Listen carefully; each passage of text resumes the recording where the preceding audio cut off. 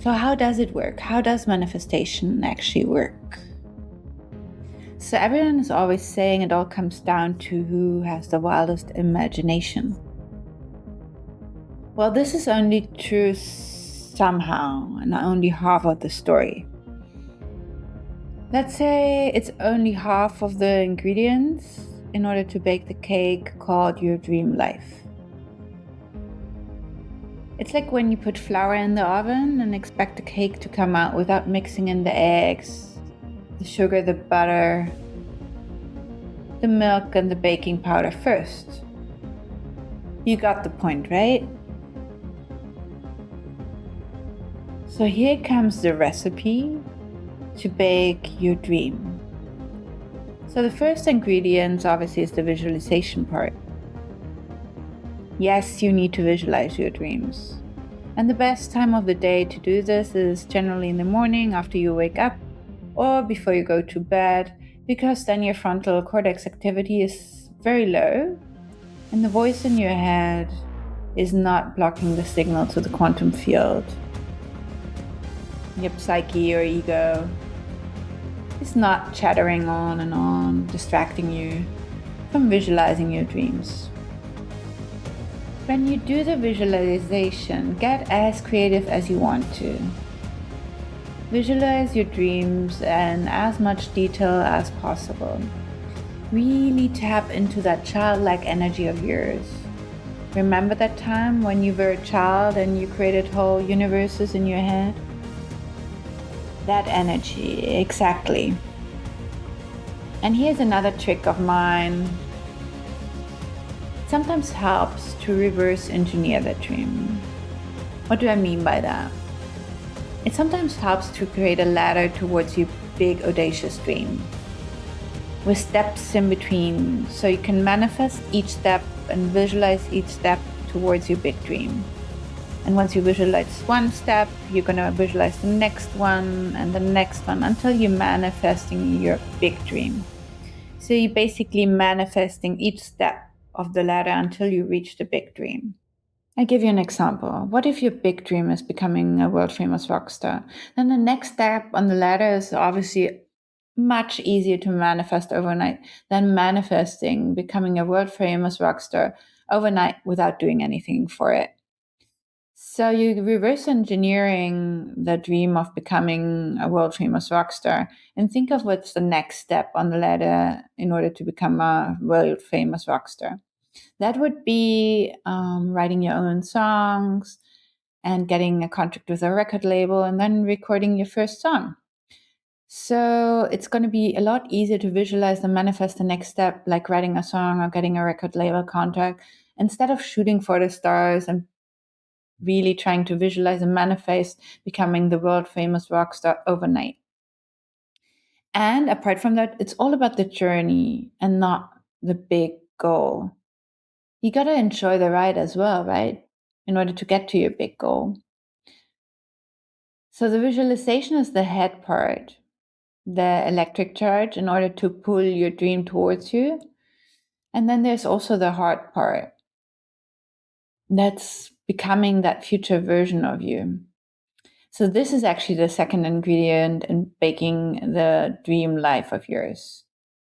Once you visualize the dream or the next step toward your big dream, you need to connect with your heart, because the heart is the magnetic charge to pull this dream towards you. What do I mean by this? Really feel into that future version of you who already has that next step towards your big dream.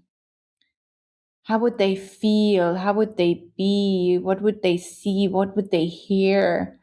What would they taste? What would they touch? Really bring in the five senses reality. Visualize yourself, the you of the future who already has that big dream of yours, or the next step towards your big dream.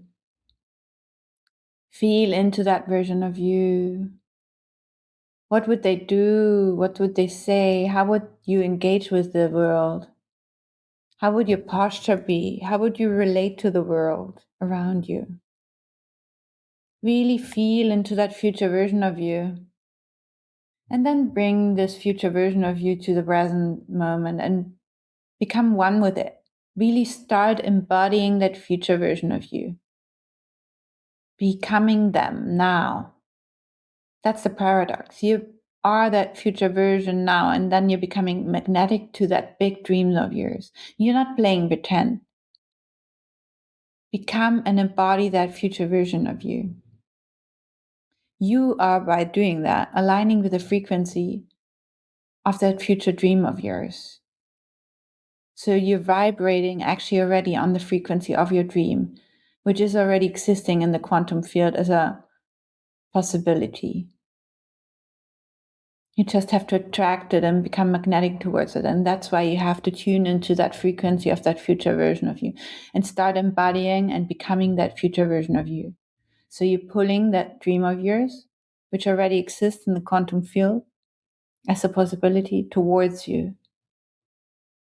Become that future version of you now. Start embodying that future version of you. Not play pretend, be that future version of you. And this is not woo-woo, it's quantum physics actually. Because we in the world around us are only 0.001% matter, and the rest of the world, 99.99%, are energy and empty space. And everything is made out of atoms, and atoms in turn are made out of electrons, among other things. And we all know that electrons change their form. They're either frequency or matter, depending whether you look at them or not.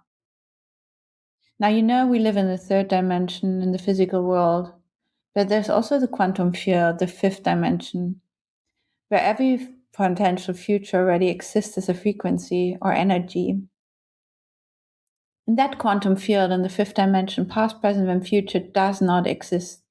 Only the eternal now. That means every potential future already exists.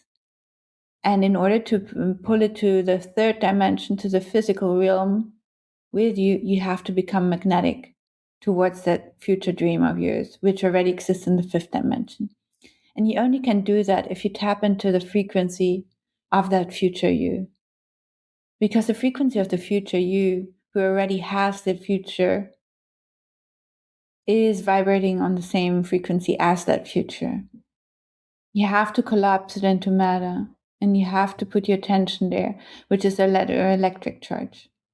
So again, in order to bring a dream of yours, which already exists as a potential or frequency in the quantum field, into the third dimension, our physical reality, you have to collapse it into matter. And as already said, electrons collapse into matter if you look at them. So you have to visualize it. You have to put your attention there, which is the electric charge. And then you have to align with its frequency, which means you have to become that future version of you that has already that dream of yours.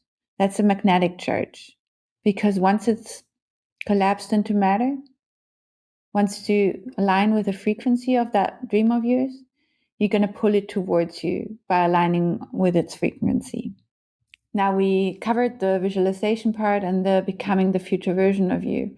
The third ingredient in baking that dream life of yours is taking inspired action. This means you can't just lean back and wait for life to happen and your dreams to manifest. You still have to live your life and take initiative and do things in order to achieve your goals. Going back to the example of the world famous rock star. He still needs to compose songs, play music, practice, perform, send tapes to record labels, and can't just sit on the couch and wait for everything to fall into his lap in order to become a world famous rock star. This is called inspired action. Inspired action, however, is not forced action. What's the difference then? Forced action is when you're trying to force things, manipulate things, control things in order to get your dream. The energy and the intention behind what you do is just very different. Inspired action comes from a place of clarity, alignment, and inner motivation. You feel naturally drawn to act, even if it feels a little scary. It feels natural and easy. There's often a sense of ease, curiosity, or excitement. Doesn't mean it's effortless, but it feels meaningful and right. Forced action, on the other hand, comes from fear and obligation. You do things with the wrong intention, trying to force things and control an outcome. The energy and the intention behind the action are just very different. So, what's the fourth ingredient in baking your dream life then? It's surrender and trust. Trusting that your dream is already on its way. So, basically, after you did the visualization, became that future version of you, and took inspired action, you have to let go and trust that your dream is on its way and it's going to manifest into physical reality when it's the right time for it. The fifth ingredient in baking your dream life is getting rid of the blocks called subconscious limiting beliefs. Because I hate to break it to you, you can do all the visualization of your dreams you want and become and embody that future version of you and take inspired action as much as you want. It won't work if you subconsciously believe you're not worthy of receiving this dream and that it is not a possibility for someone like you. So it doesn't only come down to who has the best imagination, it also comes down to who has integrated their past traumas and their suppressed emotions and rewired their limiting beliefs. Because you don't get what you want, you get what your brain is wired to. So if you're subconsciously still holding on to limiting beliefs learned through lived experience in childhood, or maybe even over generations, such as this is not possible for someone like me, I'm not good enough, something is wrong with me.